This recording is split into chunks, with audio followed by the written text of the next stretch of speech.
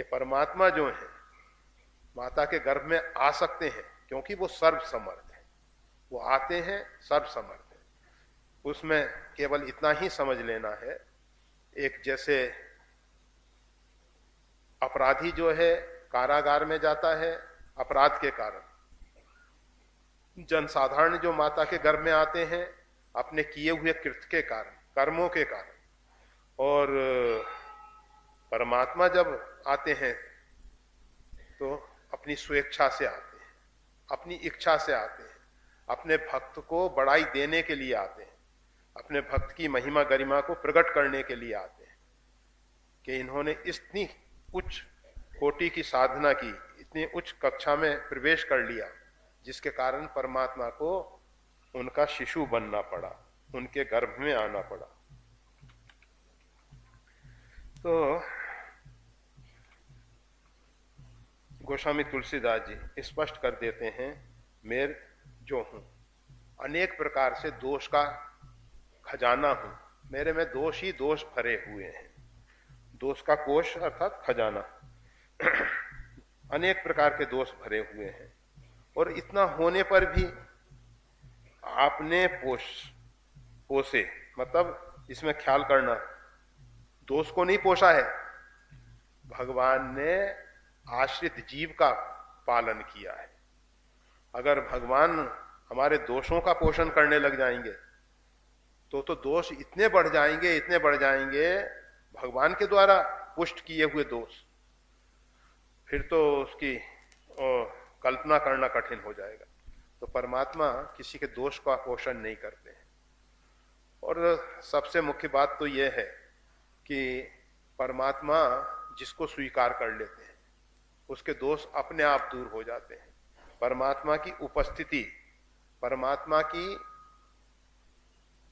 मतलब चिंतन जो है वो हमारे सब दोषों को समाप्त कर देता है। केवल दोष हम में इतना ही है कि हम परमात्मा का चिंतन नहीं कर पा रहे हैं। अगर हम परमात्मा का चिंतन करें तो जितने भी दोष हैं, जितनी भी कमियां हैं, वो सब टिकेंगी नहीं, निकल निकल के सब भाग जाएंगी, सब भाग जाएंगी, अगर ऐसा हुआ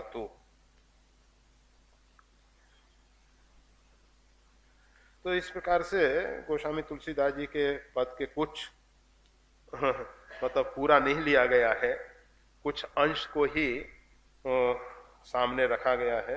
अच्छा है। अब उसके बाद कहते हैं, हम में न भक्ति है, न ज्ञान है, न वैराग है। अगर ये बात अंदर से समझ में आ जाए, हम हमेशा कहा करते हैं, भगवान के दरबार में हम जाके कहते हैं, पापो हम, पाप कर्मा हम नाना प्रकार से पाप के समूह हैं, पाप करने वाले हैं, पापात्मा हैं, ऐसा ऐसा।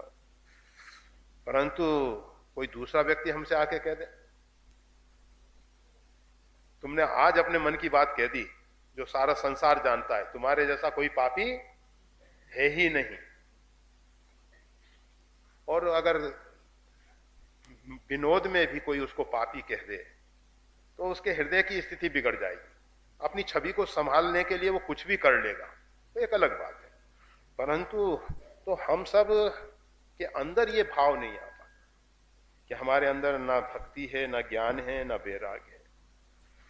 वास्तविकता है, हम इसका खंडन नहीं कर रहे कि ऐसा, क्योंकि जितने भी सद्गुण हैं, भक्ति जो है बिना संतों की कृपा के मिलती नहीं है, और हमें ऐसी कोई योग्यता नहीं कि हम संतों को पहचान सकें। हम तो संतों के पास भी नहीं जा पाते, संतों को पहचानना तो बहुत दूर की बात है। तो हमको भक्ति मिल जाए संभव नहीं है। और ज्ञान के लिए जो गुरुबिन होए कि ज्ञान, ज्ञान की होए वैराग बिनु, वैराग और गुरु दोनों जब मिले तब जाके ज्ञान होता है। तो हमारी स्थिति तो यह है कि गुरु को भी औपचारिकता के रूप में हमने स्वीकार कर रखा है, केवल औपचारिकता मात्र।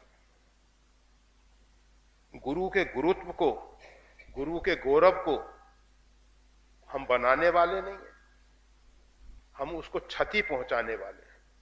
जैसे गोस्वामी तुलसीदास जी ने कहा, होहू कहावत सब कहत राम सहत उपहास। तो हम सब गुरुदेव को उपहास का पात्र बना देते हैं, राम सहत उपहास। ऐसे गुरुदेव के ऐसे शिष्य हम जब कोई गलत कार्य करते हैं तो समाज कहता है इस प्रकार की बातें। तो न ज्ञान है न वैराग्य है, ये बातें बिल्कुल सही हैं, बिल्कुल सही हैं। अब इसमें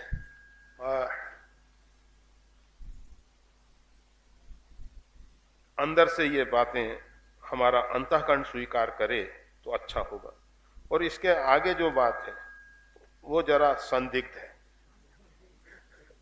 उसके आगे कहा जा रहा है, केवल आप हमारे हैं, कोई पात्रता तो है नहीं, फिर भी एकमात्र आपका ही आधार है।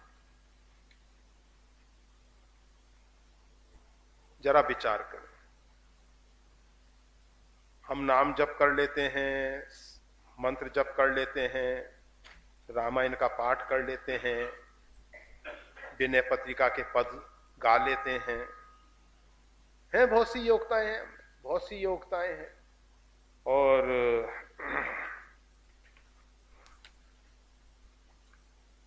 कभी कभी हमको ऐसा लगता है कि साधन भजन नहीं हो रहा है।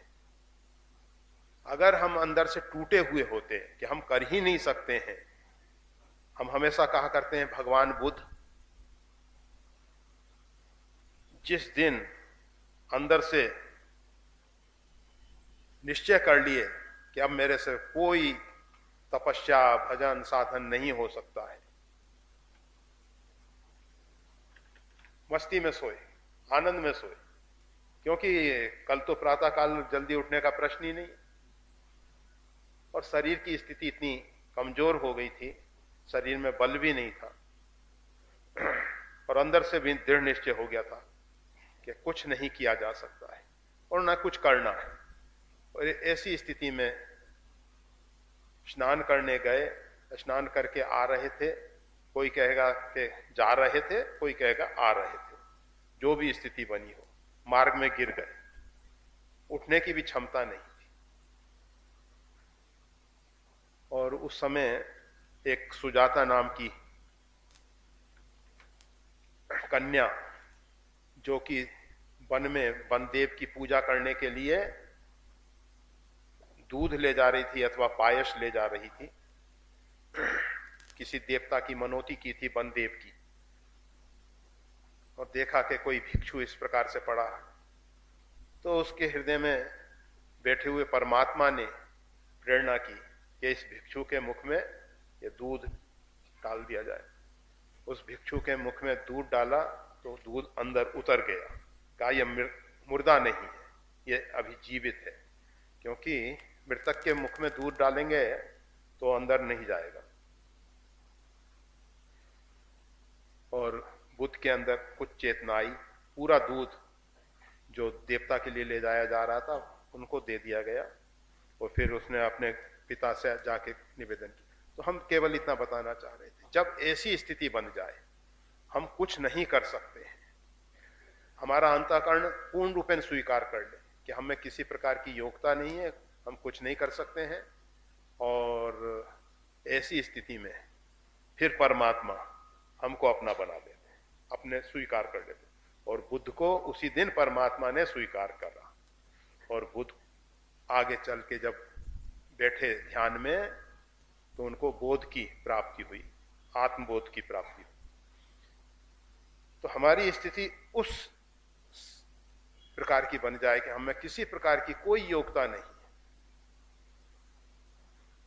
इसका मतलब यह नहीं कि हम इनको छोड़ दें, दोनों में बहुत अंतर होगा। एक छूट जाए, पेड़ पे पत्ता पक जाता है तो वृक्ष का त्याग कर देता है, अपने आप त्याग कर देता है। एक कच्चा पत्ता है, अभी परिपक्व नहीं है, उसको हम तोड़ेंगे तो वृक्ष में घाव होगा। वृक्ष में हरे पत्ते जब आप तोड़ते हैं तो वृक्ष में घाव होते हैं, और जब आप तोड़ने की कोशिश नहीं करते, पत्ता परिपक्व हो जाता है, पतझड़ आता है, अपने आप झड़ जाते हैं वो पत्ते, उससे पेड़ को नुकसान नहीं हो। तो इस प्रकार से हमारी ये जो साधना है, जो क्रम है, वो अपने आप छूट जाए, परंतु लेश मात्र भी अगर छोड़ने की इच्छा है या छोड़ने की कोशिश की गई है, तो समझ लेना परिणाम नहीं आने वाला है, बिल्कुल नहीं आने वाला है। करते करते करते करते छूट जाए।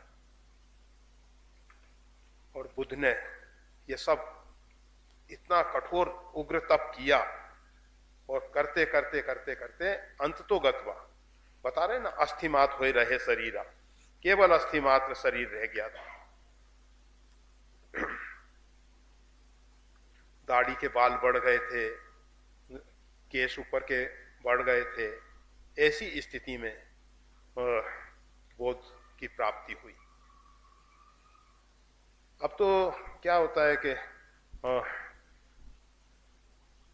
हम सब देखा देखी जटा बढ़ा लेते हैं, दाढ़ी बढ़ा लेते हैं, परंतु वो पहले हो जाता था, क्योंकि शरीर के प्रति कोई लगाव नहीं है, शरीर के संरक्षण के प्रति कोई लगाव नहीं है, केवल एक इच्छा है कि बस परमात्मा को पाना है। और जब परमात्मा को पाने की इच्छा भी समाप्त हो जाए, क्योंकि जब लगेगा कि नहीं नहीं हम पा ही नहीं सकते, हम में कोई शक्ति सामर्थ्य है ही नहीं, तो उस तरफ का जो प्रयास है वो भी छूट जाएगा। और जिस दिन जिस क्षण वो स्थिति पैदा होगी, उस दिन परमात्मा स्वयं सामने खड़े होंगे, स्वयं सामने खड़े, अर्थात हमारी दृष्टि खुल जाएगी। परमात्मा तो अभी भी हमारे सामने खड़े हैं, परंतु हम नहीं देख पा रहे हैं, क्योंकि वो नेत्र हमारे अभी बंद हैं। वो शिव नेत्र जो है बंद है, वो शिव नेत्र उस समय खुल जाएगा। तो बस इस विषय में परमात्मा कृपा करें कि अंदर से हमको इस प्रकार का बोध हो, और उसके बाद हम ये भी नहीं कह पाएंगे कि हम आपके हैं। वो भी कह रहे हैं तो मतलब अभी हमारा हम इतना तो जिंदा है जो कह रहा है कि हम आपके हैं। हम हैं तब आपके हैं ना। जब इतना भी हम गला दें, मतलब खुद ही को इतना मिटा दें, हाँ, इतना मिटा दें कि ये भी हम ना रह जाए कि हम हैं।